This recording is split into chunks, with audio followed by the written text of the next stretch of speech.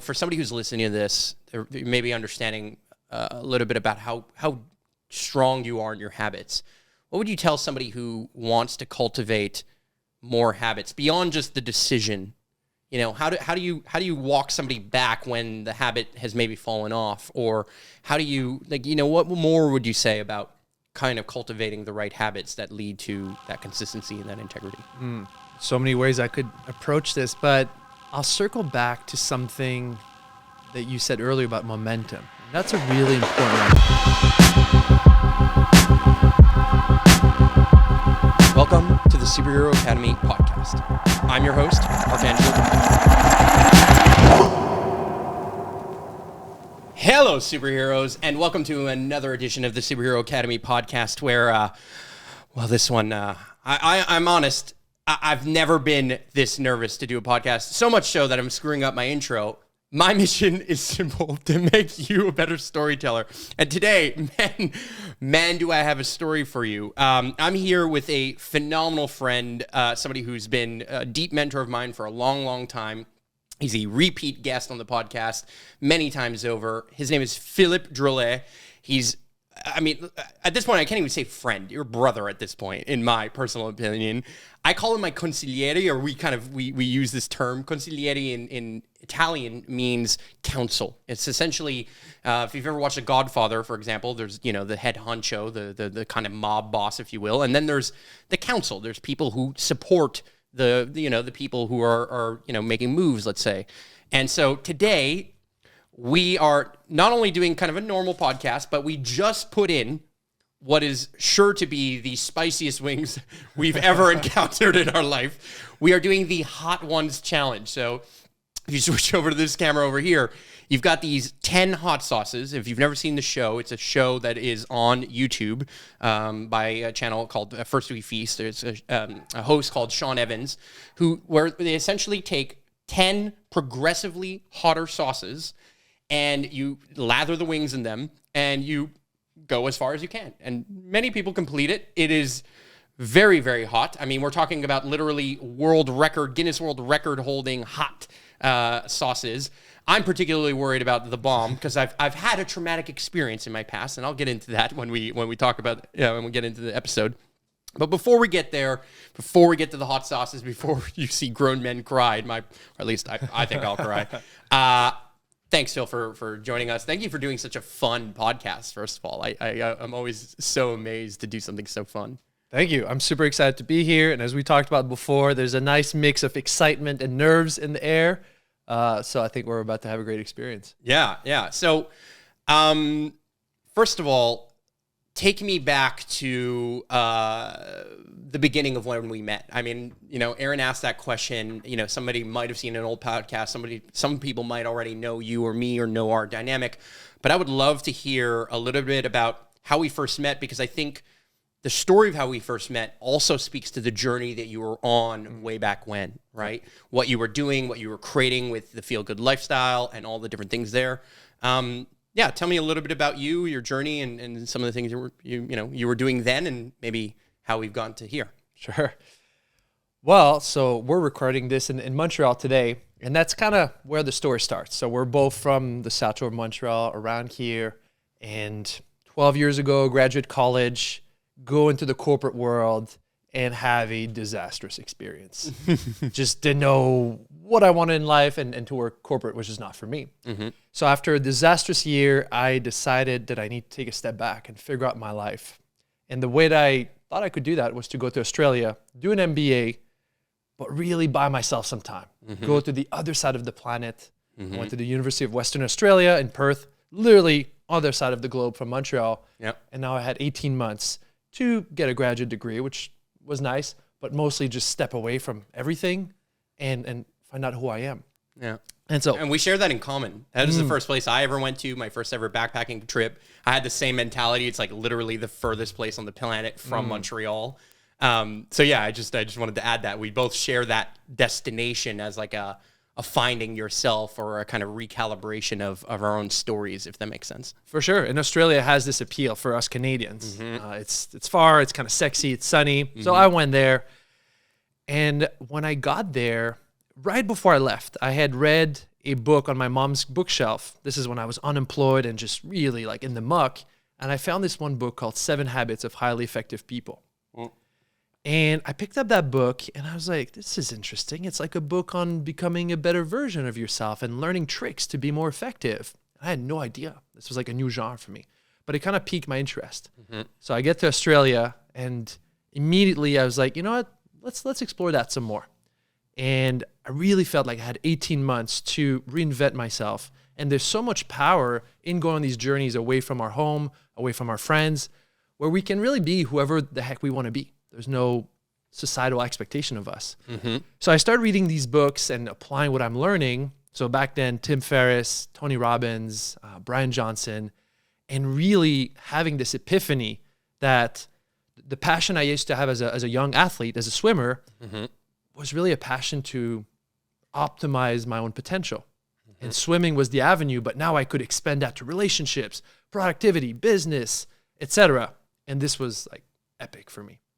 And so I started applying these strategies and I decided to write about it on my blog.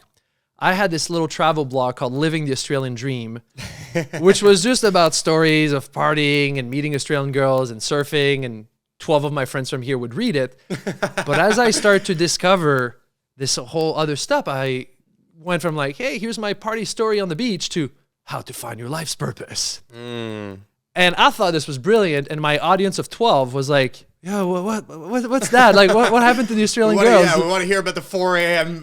taxi ride that went wrong or whatever. And I was like, well, but finding your life's purpose is so much more important. So quickly realized that this wasn't the right platform. So I created a new blog called The Feel Good Lifestyle and started to really write about my stories, my experiments with optimal living, with personal development. So not just writing like, hey, here's why cold showers are good. It was, hey, I did a 30-day cold shower challenge. Let me tell you what happened and how it changed my life. And so a little bit in the spirit of what we're doing today, just doing comfort zone challenges, trying experiments and writing stories about them. And that really took off. And so this is 2011. Meanwhile, you're in Montreal. And maybe you can say how you came across it and what was your experience? My experience was basically you had written an article about being limitless. It was when the movie Limitless came out. So if you haven't seen the movie, it's Bradley Cooper takes a pill. These pills are almost like a speed of sorts or some kind of upper, and they make him use more of his brain. Essentially, he becomes smarter, he becomes more efficient, he becomes just like the man that we all kind of want to be. It's almost like it's his version of Tyler Durden. That's the way I see it, right? And so he's kind of living this lifestyle and he's becoming limitless. And you wrote this blog on High Existence, which is this website that I had I don't even know how I'd stumbled across originally. Well, actually, this one I wrote on the Feel Good Lifestyle. You're right. And they republished it in a whole bunch of outlets. Republished it, exactly. And then I found it because of an app called Stumble Upon.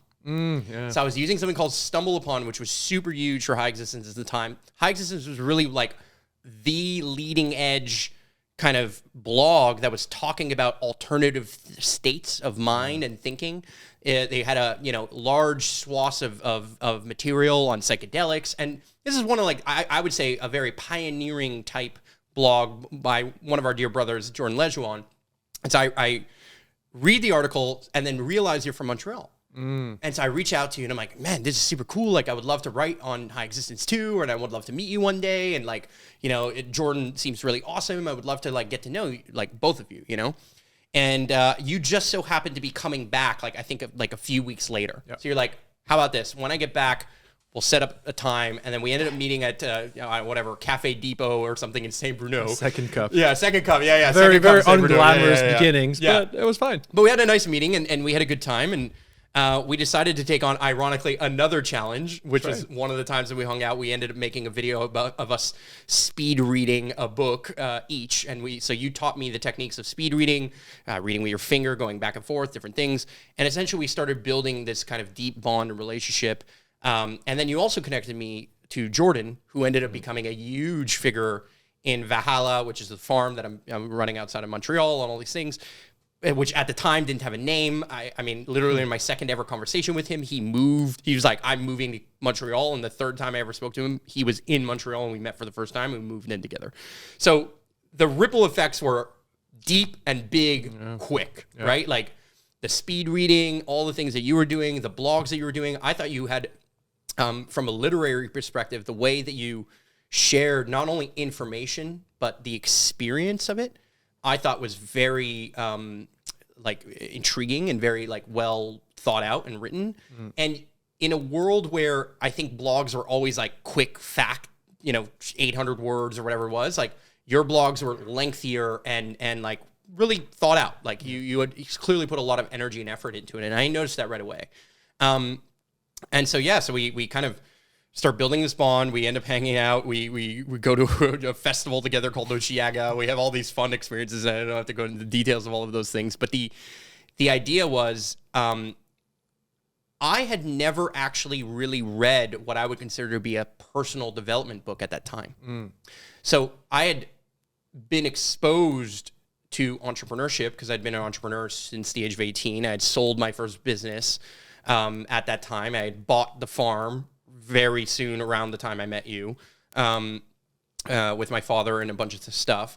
But I had never, the most personal development I'd ever really been exposed to was maybe the 4-hour work week with Tim Ferriss, which was personal development to some degree, but it was more like habit development and leaning business and leaning business, right? So I would say that the meeting you was actually the first time that I ever realized, number one, personal development is a thing. It's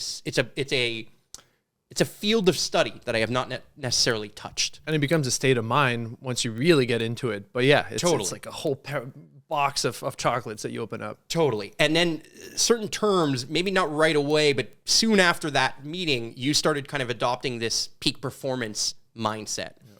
And I always loved and admired the background that you had as an athlete, which and we'll get to that. You're now a triathlete. You're now doing what you were doing then, in my opinion, doing way more intense. And I really want to get into that mindset and just, I'm fascinated by it. But it was the balance between the athletic mindset and then this kind of self-development mindset. And you started to touch upon business and coaching, which was also, you were the first person that I had ever truly interacted with that was labeled coach. I had a coach in my own athletic career in soccer or football, whatever you want to call it. But the point is that I'd been exposed to coaches in that way. I knew what a personal trainer was. I knew what a trainer at a gym was, but I never really seen anything like this at that moment. I knew it was kind of possible. I obviously knew entrepreneurship was possible, but you were kind of the leading charge of that. And so beyond the blogs that you created, maybe a year after we met, or maybe not that much longer than that, if anything, I ended up hiring you and saying hey, I would love to learn about what it would take to be a coach. I would love to learn how to diversify the revenue streams that I'm creating. I was kind of starting to get into video. I was starting to do web design and development more on the sales side. But you were the first person where I started asking questions about hey, how do you sell coaching packages? And what do you do? And what does that look like? And beyond just telling me why don't I just hire you and let's dive in. And I think that has begun what has now evolved into probably one of the most important relationships in my life. You're the most consistent person that I've ever spoken to about life and business on a very in a very intentional way, right? There's other friends that I have, like Germ or whatever, who I've been friends with since high school. But we touch points base, but we don't touch base. We touch base informally, if that makes sense, right? He comes over, I see him at the farm, we're hanging out. We'll smoke a joint or do whatever. But you and I have had a consistent drumbeat, either on a weekly basis or a bi-weekly basis, for almost 10 years. Yeah. Basically, this winter would be 10 years. So, I still credit you with being a pioneer in internet content, deep internet content, but also a pioneer in my own world of what is now basically my full-time career. I'm less on the coaching. I touch more the consulting side maybe today, but I've built Superhero Academy. It was designed to coach people. It was designed to help people, to mentor people, to support people in their journey of self-transformation with a lean on business. But But I've always been fascinated by your role as a consigliere and that idea of, every great leader, every great entrepreneur has a coach, has a trainer, has somebody in their corner, has counsel, has advisors. Even the biggest companies on the planet have advisors and advisory boards. So you're, and I'll shut up here in a second, but you've been a phenomenal mirror, but also a phenomenal lighthouse in so many ways in my evolution, let's say. Yeah. Well, thank you. Yeah. It's been amazing, truly. Truly, yeah. I mean, we've just gone. I mean, we've literally seen each other all around the globe. Yep. We've hung out in everywhere from Colorado to California to Peru to Mexico. Mexico. I mean, there's a few places. I don't know if there's any more than that, but Montreal many times, of course. But we've always been in touch, and there's just something powerful about having somebody in your corner. How did you discover that? Like, when did you kind of go from personal development to saying, I want to kind of build a coaching business, or I want to build, you end up building something called the World Class Accelerator, which is something I attended. You started like working and taking on these different challenges. Like, how do you think you really started to realize, oh, wow, this is like a skill that I want to develop and also that I think could be my career? Yeah. Well, there's a very clear moment, and it found me more than I found it. So 2011, I'm in Australia, finished the MBA, fly back to North America. And now it was an interesting period because first I'm back in Montreal. It's winter. I'm like, oh, well, oh my God. Things were going so well for me in Australia. And now I'm kind of thrown back into a different environment. Ended up moving to San Diego to just try to recreate some of that Australian magic here in North America. And at that point, I had an audience. I had an online platform. This is 2011. Like, just for context, the internet was a very different place back then. Yeah, Instagram didn't even exist yet. There was no Instagram. So I had this platform. I had no money. And now that was out of the school system, there was like, okay, like you actually have to build a career. And so I signed up for this business incubator type thing. And my mentor at the time, he was like, so what are you going to do to make money? I was like, I don't know, man. I just want to help people. Like, I just want to serve. And he's like, okay, yeah, but how are you going to make money? And I was like, I don't know. And he looked at me, he said, what about coaching? And I said, like coaching athletes? And like the whole world of like life coaching and things like that was just not a big deal. I'd never heard about it. It did not. It was not. I mean, it did because coaches have been a thing for a long time, but it wasn't so formal in the way that it is now. It was a thing in like Southern California. It was starting out. In Silicon Valley or something like that. But it wasn't. It was you were really well ahead of this curve, like way ahead of this. I guess, but I didn't know at the time. And so he tells me that, and this is interesting because I was like, I asked him, what do you mean coaching? He's like, well, you can help people with their habits, their mindset, holding them accountable, etc. And I heard that. I was like, I can totally do that. Absolutely. And then one of the guys sitting at the table with us looked at me. He said, Phil, I'll hire you. And literally my first client manifested within 30 seconds of me discovering this life path. Nice. And it's been like that ever since. It really feels like to me, this is my calling. This is my dharma. And there's been an effortlessness since the beginning where people find me when it's time. And I nowadays don't have a website, don't do social media, just do my thing and let people find me. Yeah. And they always do since the first minute of my career as a coach. Yeah. And so that's how it started. And it has just evolved a ton since then. Yeah. I mean, I feel like you are just an absolute natural at it. You've always, it's actually like, I've had people ask me, oh, so like, what do you guys talk about, or what do you cover? And I said, it's actually less about what you say. It's more about some of the questions you ask, and then the consistent ability and holding of space where I get to reflect upon these different things. And then there's little details, right? Little sayings, like I call them Philisms in my mind, right? But they're like, for example, one of them that stands out to me, and I kind of mentioned a lot lately, is if I don't need to make the decision right now, let me delay it. Yep. Right? If the decision can wait, why not let it wait? Because we don't know what's going to happen between now and then, so why not just give it some space? Yep. And so that seems simple, But it's profound when somebody like me has anxiety because I spend a lot of time future pacing. Yeah. Right? And you know this about me. I spend so much time manifesting, engineering, crafting, and doing all those things. But I would say even less on the manifesting. I'm so mental heavy that I'm kind of always engineering the future and then catching up to it in the now, right?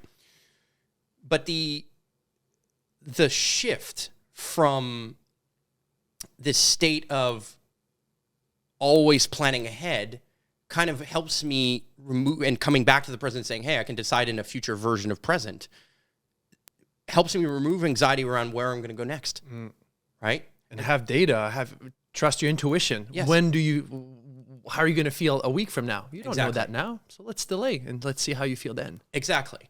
And then there's the balance of like, and knowing when delaying is also fear. True. Right?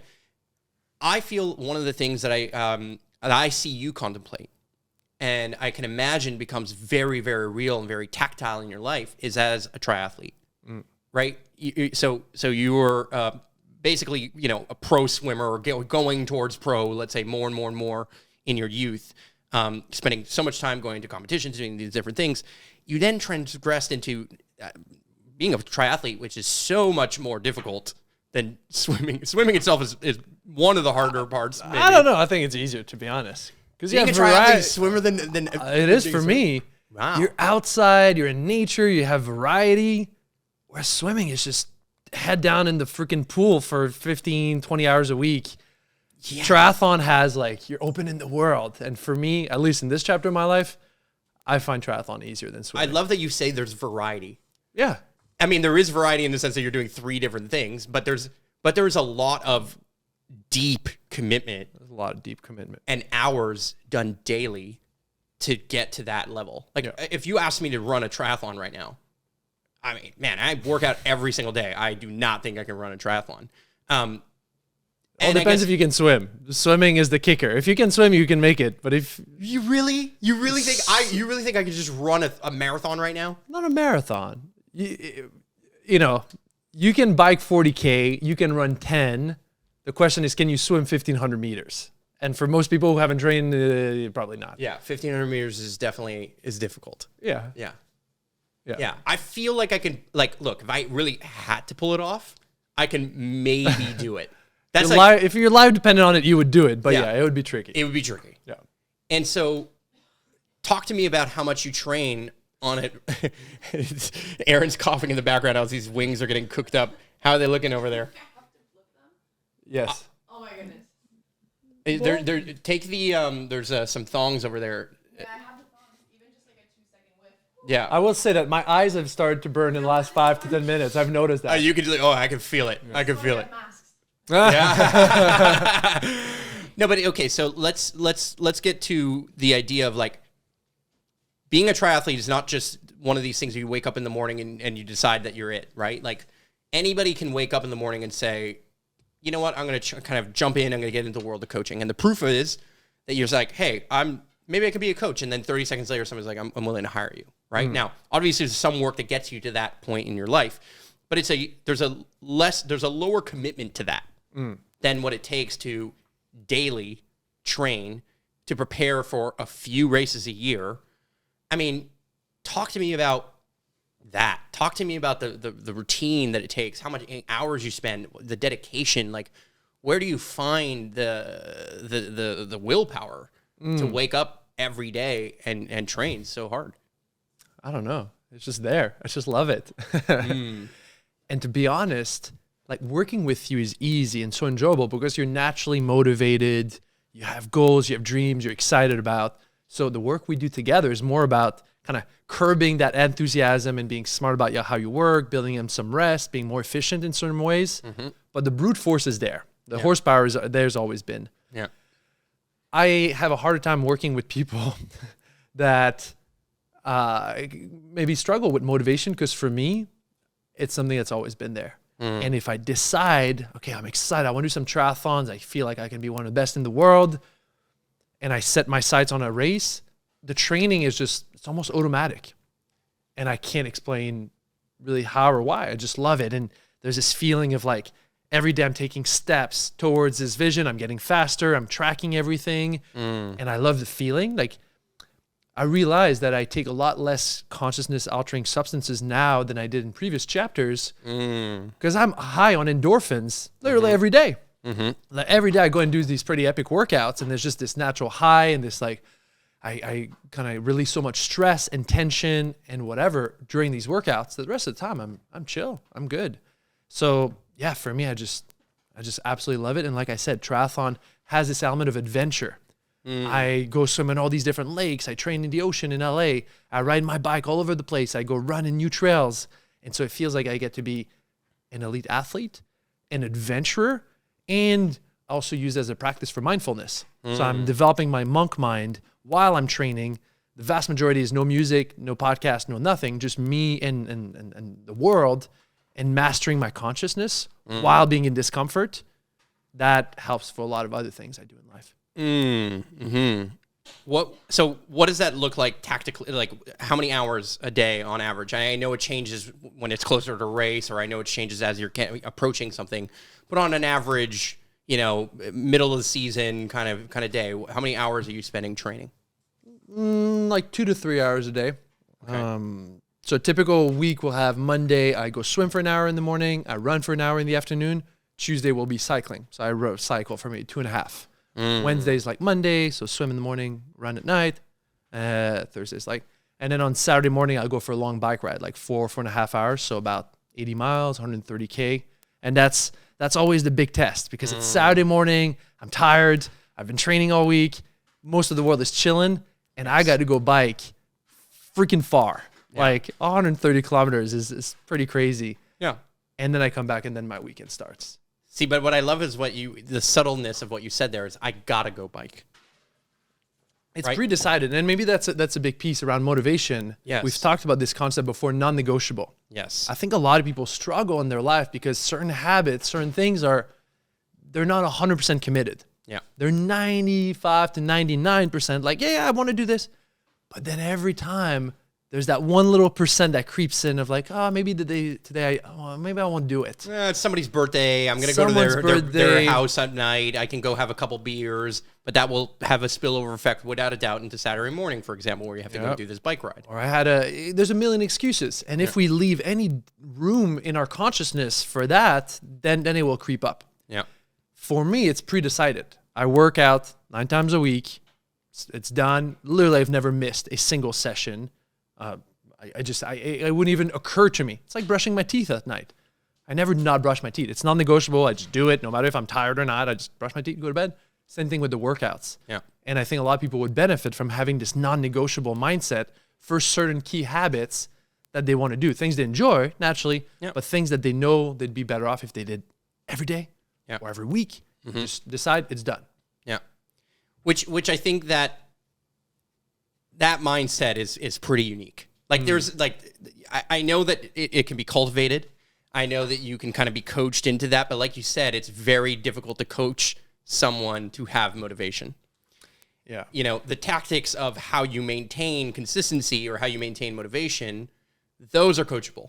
Those are, you and me get on a call, you can be like, hey, you said you were going to do this. Did you do it? Like that is an opportunity to essentially create the next tier of what I think is so high, and that you score significant. You're in the top, 1%, let's say, in the world, in my mind, in integrity, because your decision is so high in the integrity of your word that I've literally never seen somebody be so dedicated to, like, it's training in one thing, but it's other habits you have too. For example, I know you take a nap every day. And I have to. But it's easy. But you say have to again, like here and there. There's certain times where you probably get to your nap time and you're maybe not that tired. No, that one's not a good example because I have to. Like fair. I literally need to sleep. Every day. But I find it amazing that it's so consistent at a specific time. It's like, oh, it's going to be roughly in that time window, and boom, you have to nap. Between 1 and 2 or 2 or 3, depending how my schedule looks. But once again, it's the same thing. And, for me, a big part of the learning is finding when I need to be more fluid, more flexible, because it's easy to be overly rigid. Yeah. But I think a lot of people, especially people with a lot of masculine energy, would benefit from just establishing what are a few core pillars that my life, like for you, you've done that with your workouts in the last year, just about a year. Just a year. Okay. And you've just decided I'm doing that. And I know what your cadence is, but it's decided, it's done. Daily, Monday to Friday, every day. And that makes it so much easier. Like it's just that thing you do. Yeah. And you know pragmatically that if you do that, your life is better than if you don't. Yes. So from that point, let's just build into the schedule, commit to it, go do it, and reap the rewards. Like, what's complicated about that? And it's nothing, and it's everything at the same time. But just finding a few things that we just decide. I'm doing it. It's done. I think it's, I've seen there's a viral video that went around. I think it was on Goalcast that made it particularly viral. But there's this one, I guess he's a Marine or a captain of in the Navy or in the Army.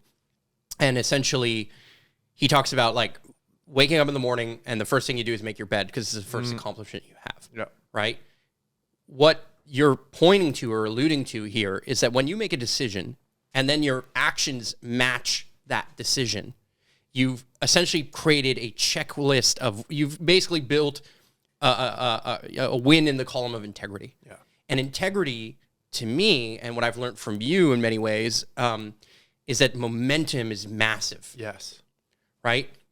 And so the more momentum you have to go into things, the more that you can carry through into the next step. Like, Totally. Like I think part of when I look at, I think about you running a triathlon or not just running, but doing a triathlon.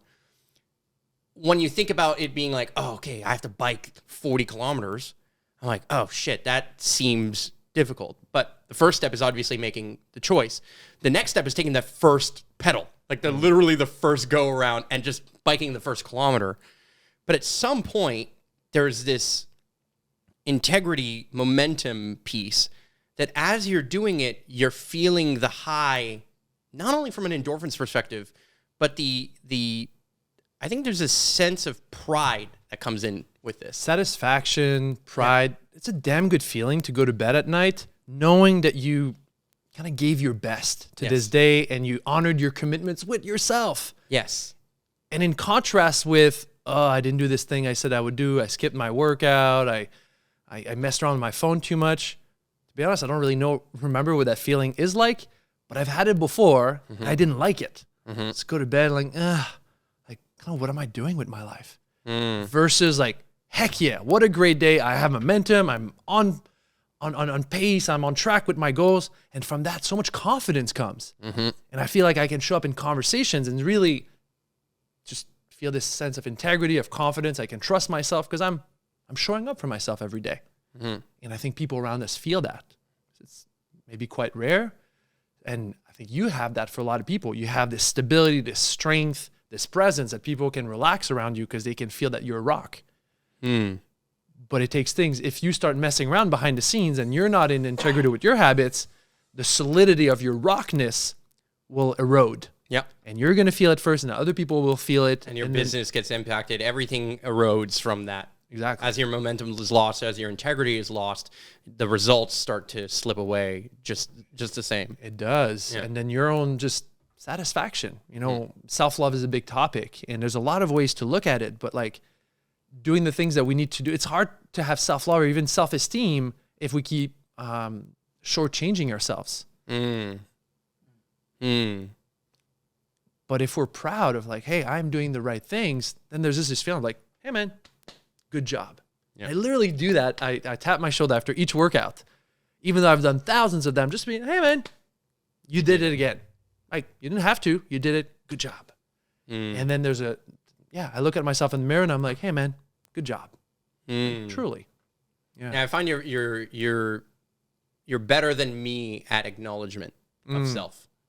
I definitely am more, and I think it kind of goes hand in hand with my like future kind of mindset, where it's like as I'm crossing the finish line, there's a piece of me that is always like, oh, but there's the next mountain over there. Yeah. Or what about the next rate? Like I've had this consistent pattern. It's almost like many artists have something similar where as they're completing the canvas or as they're completing the work, all of a sudden it's almost like you have this love-hate relationship with it all of a sudden.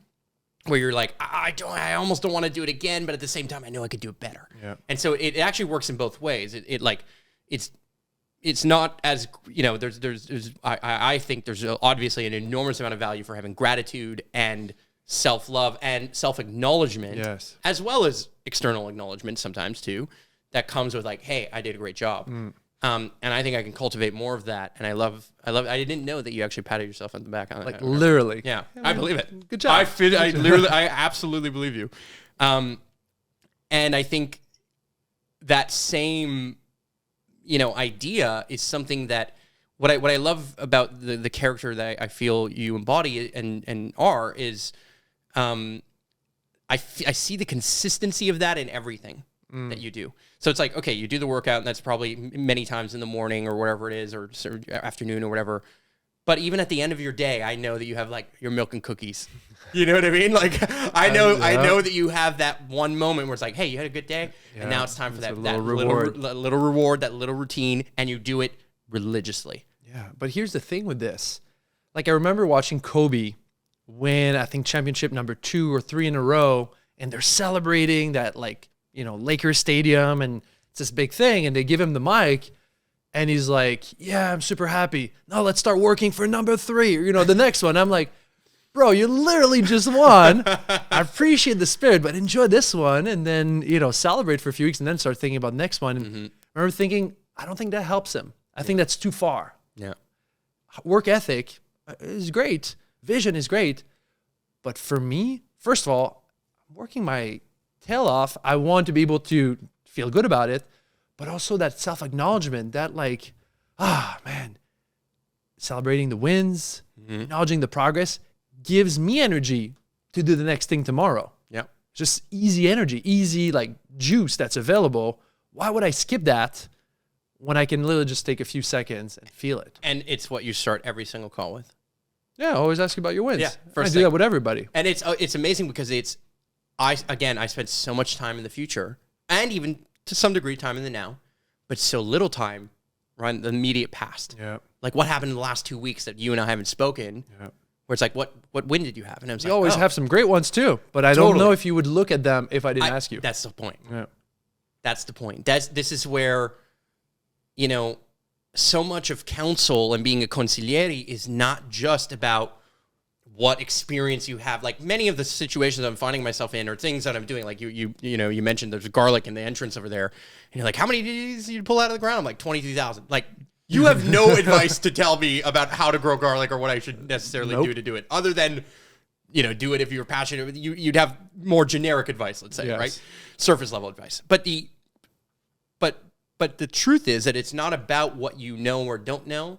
It's about the spirit and the integrity that you have, and then the spirit that you bring to me every single time in these little habits that we have, like celebrating our wins. Okay, what adjustments? Like we'll talk about the wins, and we'll talk about 1 or 2 things that maybe I'm like, hey, I noticed my integrity over here was a little, maybe I can figure that out. Or actually, when I had this moment with that one person, now that I'm thinking about it, I was in the wrong, and here's how I can adjust that. And so just your presence within that is helpful. And then that routine has such beautiful downstream impact over and over and over and over again. And what I think is beautiful about both our mindsets is that we're actually very long-term thinkers. Yes. Right? One of the things you said when we first hired you, and one of the things I also committed to, and what I said when I first hired you was, our vision is we're going to be working together for decades. Yeah. This is a marathon. We've spoken many times about the marathon analogy of we're in this race, and sometimes we're meant to sprint, but other times we're meant to kind of keep the pace and realize that one step at a time, we're going to slowly get there. And there's going to be checkpoints along the way, right? And there's going to be some setbacks. There's going to be unexpected moments in this race. But we can deal with that when it comes. We don't have to make decisions too quickly. We don't have to do whatever. And we can kind of go through that pattern. I wonder, for somebody who's listening to this, they may be understanding a little bit about how strong you are in your habits.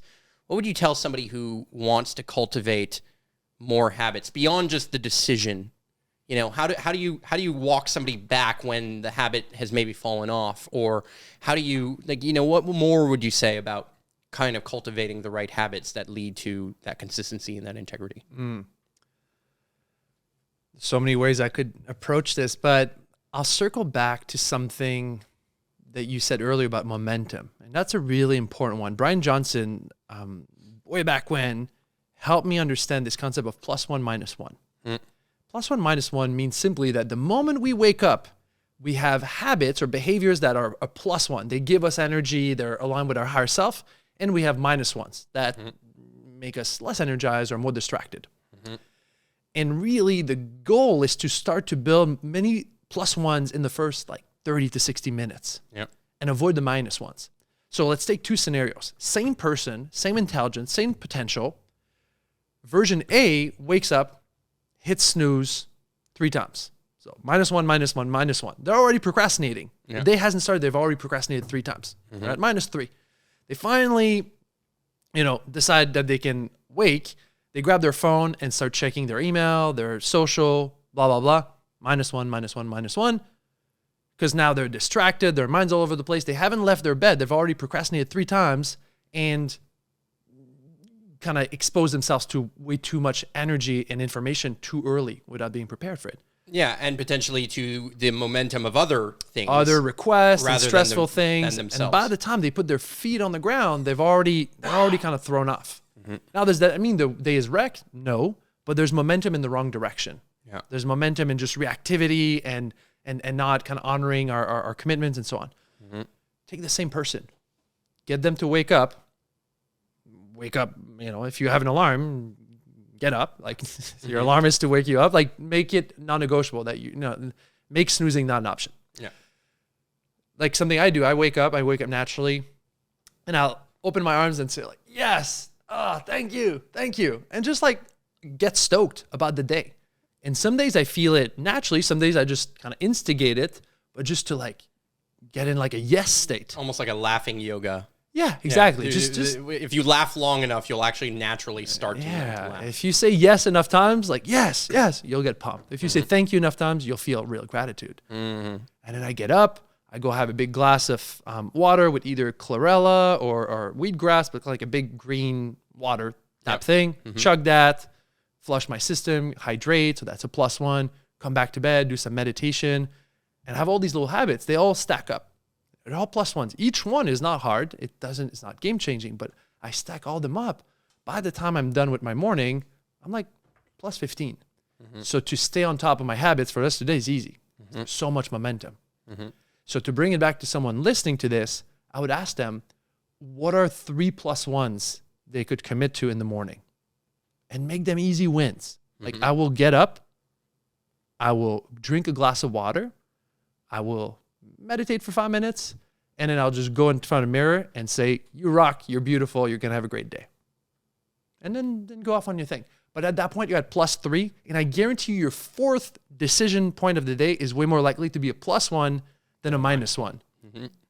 And then you're kind of on your way, and you're feeling good, and you're in that groove. So it's not this big mystery why some days I'm with it and not. It really starts from those +1s or -1s early in the day. Make those good decisions, and you're setting yourself up for success. Yeah. Well, I believe that we are setting ourselves up for success when it comes to this right over here. I know that I loved one of the things you said as we were doing the prep of this challenge here. You're one of the things I don't want to happen is that we went too easy. Yeah. That we essentially didn't put enough sauce, or that we were trying too of hard course or doing whatever. We are definitely entering the zone now of next level intensity for sure.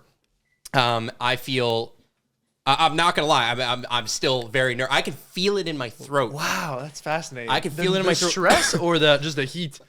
No, because obviously it's in the air right now. There's a little bit of it in the air because they're literally been cooking this entire time we've been speaking. Sorry?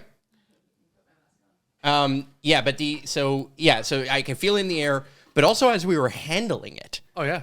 I mean, there's these different layers of this experience. Now, I'm going to end this portion of the podcast with saying I've had a traumatic experience with not this exact sauce, but the same company and the same one. This is called the Bomb Evolution. Sorry. So I'll show that for the camera here, and I'll maybe bring it closer to my face for the focus. It's a bit out of focus. Yeah, but over here, the bomb evolution. What ended up happening is I went to my friend's house, and this bottle broke, by the way, just by accident in shipping. But we still had more than enough that is gonna destroy us. Anyway, long story short, I went into my friend's house. I made a burger. He had made me a burger, and he's like, "Hey," I was like, "Hey, do you have any like barbecue sauce or something?" He's like, "Yeah, look in the fridge." I go in the fridge. Sauce. This is no barbecue sauce. I go in the fridge and I don't find anything, but I see the bomb. And I'm like, "Oh, like this one good?" And he's like, "Yeah." He's like, "It's pretty hot." I'm like, "Oh, whatever." But he didn't he gave me no real warning. You know what I mean? And I end up putting like a full You think it's like French Red Hot? I literally think it's like A1 hot sauce. You know what I mean? Like the kind of thing you put all over a steak and be happy with, and then maybe you have some on the side and dip it in. So I put it all over, and I have a bite. It doesn't hit me right away, but I have a second bite, and then I literally was crying. So I am fully expecting that I am a grown man who is going to cry in this challenge. I could sense it in my throat. I could feel it when we were handling it and washing the bowls and the brushes that we were using to put it on these wings. I can definitely feel it. I mean, I'm not the only one. Aaron, You've been coughing, and it's from the hot wings just in the air. It's crazy. It is definitely. Aaron's wearing a mask. Yeah, Aaron's literally wearing a mask voluntarily. Nothing related to any of the challenges that are going on in the world. But the idea here, So we're going into this. I fully intend to get to the end, and I know you fully intended to get to the end, and that's the kind of brother you are. You're the kind of man who says, you know what, if I'm going to start, I'm going to finish. And there might be some pain along the way. And I can imagine that, just like when you're running a race or doing your some portions of the race, it can get difficult. There's some mental challenges and different things. But I feel very excited about diving into this. So I will quickly go to the screen and just show what inspired this. I know I already mentioned it, but it's a show called Hot Ones. They essentially bring in A-list celebrities to come on to, the show, and they basically eat progressively hotter and hotter chicken wings and answer questions the entire time. So they've had many, many, many seasons. It's incredibly popular. I mean, the episode that we saw earlier with Gordon Ramsay has 92 million views. So I fully expect that this is going to be challenging. I fully expect this to be exciting. We're gonna set up here, and we'll see you in the next chapter of this adventure. Oh yeah! Oh yeah! Wow, this is the first one that's actually hot. Really hot. Wow, I cannot think.